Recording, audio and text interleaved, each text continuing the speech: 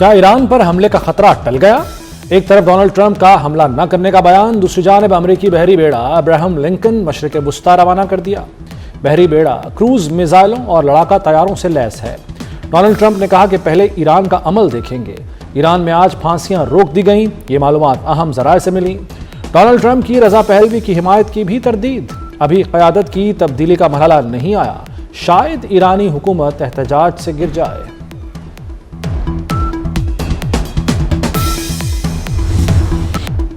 Trump فیصلہ کن اور مختصر ایکشن چاہتے ہیں، عالمی میڈیا کا دعویٰ۔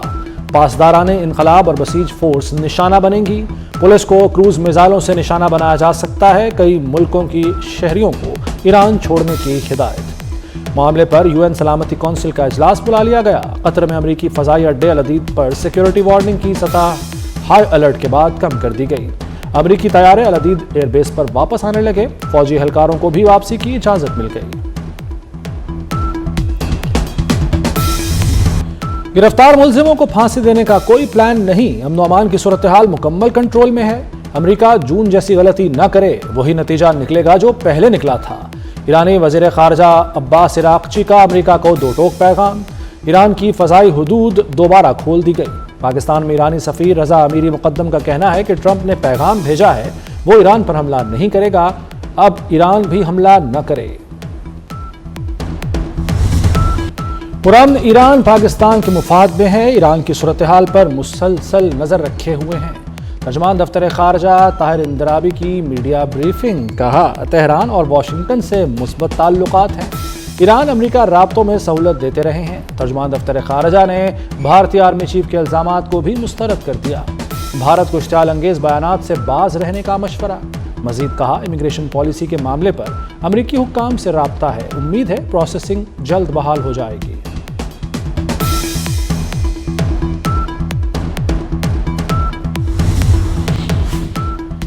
وزیر داخلہ محسن نقوی کی محنت رنگ لے آئی، گرین پاسپورٹ کامیابی کے جھنڈے گاڑنے لگا۔ پاکستان کا پاسپورٹ 126ویں سے 98ویں نمبر پر آ گیا۔ عالمی پاسپورٹ رینکنگ میں پاکستان کی 28 درجے ترقی ہوئی۔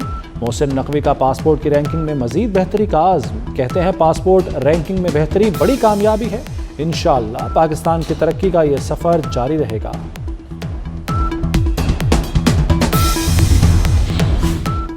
صدر آصف زرداری سے بحرین کے وزیر داخلہ کی ملاقات، پاکستان اور بحرین کے درمیان انسداد دہشت گردی تعاون مزید مضبوط بنانے پر اتفاق، منشیات سمگلنگ کے خلاف مشترکہ اقدامات پر بھی اتفاق، پاکستان بحرین شراکت داری علاقائی سلامتی کے لیے اہم قرار، بحرینی وزیر داخلہ کا محسن نقوی کے تعلقات کو فروغ دینے کا خصوصی ذکر، صدر مملکت نے محسن نقوی کے کردار کو سراہا، کہا محسن نقوی بیٹے بلاول کے بعد دوسرے بیٹے کی مانند ہیں۔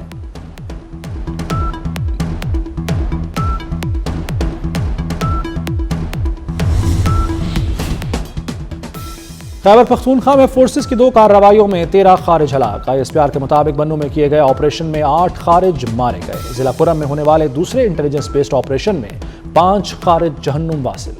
وزیر داخلہ محسن نقوی کا فورسز کو خراج تحسین۔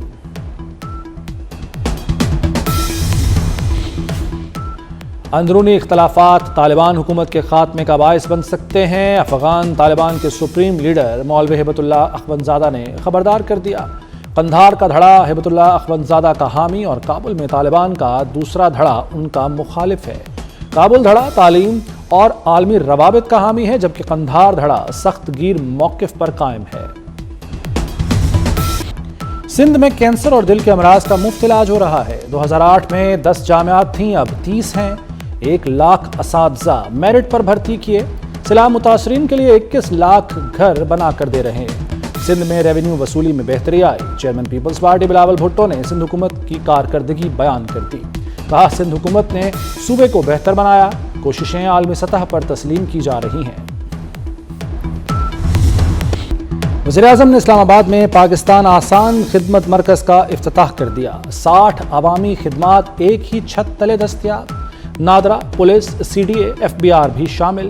شہباز شریف نے آزاد خدمت سینٹر میں سہولیات کا جائزہ لیا، کہتے ہیں آسان خدمت مرکز کے لیے آذربائیجان نے غیر معمولی تعاون کیا، مرکز میں شہریوں کو بے پناہ سہولیات میسر ہوں گی، آزاد کشمیر اور گلگت بلتستان میں بھی آسان خدمت مرکز بنیں گے۔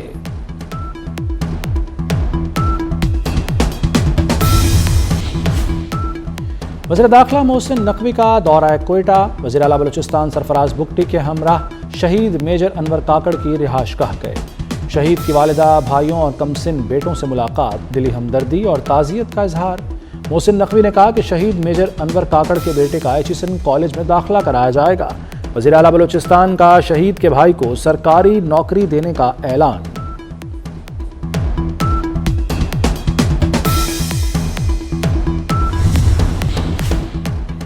لاہور ایئرپورٹ پر اسٹیٹ لاؤنج کا افتتاح کر دیا گیا۔ نواز شریف، وزیر دفاع خواجہ آصف اور وزیر اعلیٰ مریم نواز نے افتتاح کیا۔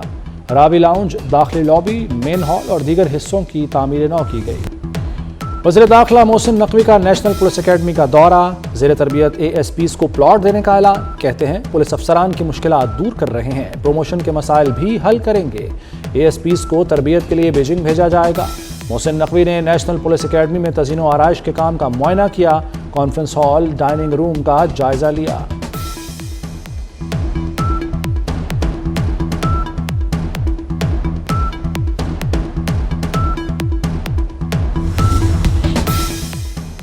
پاکستان موسمیاتی تبدیلی کا مقابلہ کرنے والی فصلوں کو فروغ دے رہا ہے۔ وزیر غذائی تحفظ رانا تنویر کی جرمنی میں قازقستان کے نائب وزیر عزت سلطانوف سے ملاقات میں اظہار خیال۔ قازقستان نے غذائی تحفظ میں پاکستان سے تعاون بڑھانے کی خواہش ظاہر کر دی۔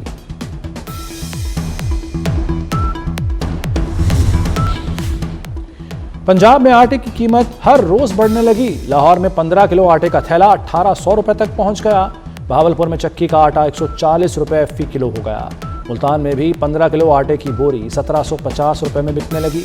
آٹے کی قیمت بڑھتے ہی نان بھائیوں نے بھی روٹی مہنگی کر دی۔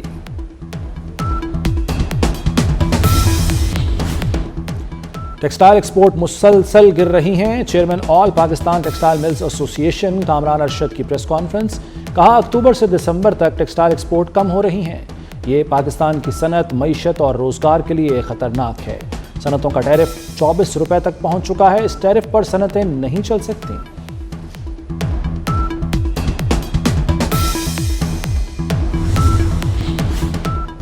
سپریم کورٹ نے ریپ کیس کے ملزم کی ضمانت منظور کر لی۔ ہر مقدمہ ریپ کا نہیں ہوتا، میڈیکل رپورٹ ملزم کے خلاف ہے، جتنا جرم ہوگا اتنی ہی سزا دیں گے۔ جسٹس جمال مندوخیل کا موقف۔ جسٹس مسرت ہلالی نے کہا کہ خاتون نے خود ریپ تسلیم کیا اور کیا ثبوت ہوگا؟ کوئی اپنی بیٹی پر جھوٹا الزام لگا کر تماشا کیوں بنائے گا؟ جسٹس ملک شہزاد نے ریمارکس دیے کہ صرف لڑکی کی گواہی پر تو ملزم کو سزا دینے کا نہیں کہہ سکتے۔ ملزم کے خلاف خاتون کے والد نے ٹوبا ٹیک سنگھ میں گزشتہ برس مقدمہ درج کرایا تھا۔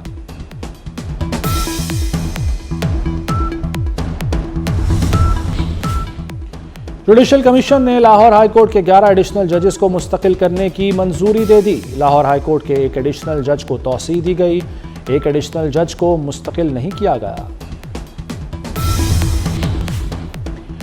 اسلام آباد کے شہری ہوشیار، ایم ٹیک کی ڈیڈ لائن تمام ہو گئی۔ کل سے بغیر ایم ٹیک کے گاڑیوں کے خلاف کارروائی کا آغاز کر دیا جائے گا۔ ایم ٹیگ ریڈرز کے بغیر گاڑیوں کو ناکہ جات پر روکا جائے گا۔ ابتدائی طور پر کارروائیاں 12 ناکہ جات پر کی جائیں گی۔ پنجاب میں 19 جنوری سے اسکول کھل جائیں گے۔ موسم سرما کی تعطیلات میں مزید توسیع نہیں ہوگی۔ وزیر تعلیم پنجاب رانا سکندر حیات نے دو ٹوک بتا دیا۔ کہا بچوں کو موسم سرما کی 30 چھٹیاں دی گئیں، بچے 30 میں سے 27 چھٹیاں گزار چکے ہیں۔ مغربی ہوائیں آ گئیں۔ 16 سے 19 جنوری تک شدید سردی کی پیش گوئی۔ بارشیں برسانے والا سسٹم 17 جنوری کو ملک میں داخل ہوگا۔ اگلے ہفتے بارشیں ہوں گی۔ بالائی علاقوں میں برف باری کی بھی پیش گوئی۔ NDMA نے شدید سردی کا الرٹ جاری کر دیا۔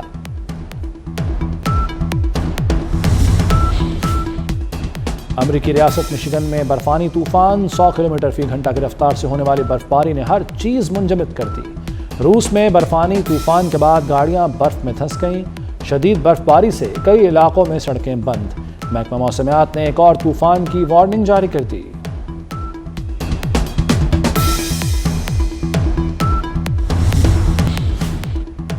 امریکہ میں امیگریشن اہلکاروں کی پرتشدد کارروائیوں کے خلاف احتجاج، صدر ٹرمپ کی مظاہرین کو دھمکی، احتجاج نہ رکنے کی صورت میں منیسوٹا اور منیاپولس میں فوج بھیجنے کا اشارہ دے دیا۔ پاک آسٹریلیا T20 سیریز کے لیے ٹکٹوں کی فروخت کا اعلان، آن لائن ٹکٹس 16 جنوری سے دستیاب ہوں گی، فزیکل ٹکٹس 19 جنوری سے ملک بھر کے TCS ایکسپریس سینٹرز پر دستیاب ہوں گی۔ پاک آسٹریلیا تینوں T20 میچ لاہور میں ہوں گے۔ شاہین آفریدی کی انجری کے بعد صحت یابی، قومی فاسٹ بالر کا ریہیب کے بعد بالنگ کا آغاز۔ شاہین آفریدی بگ بیش لیگ میں گھٹنے کی انجری کا شکار ہوئے تھے۔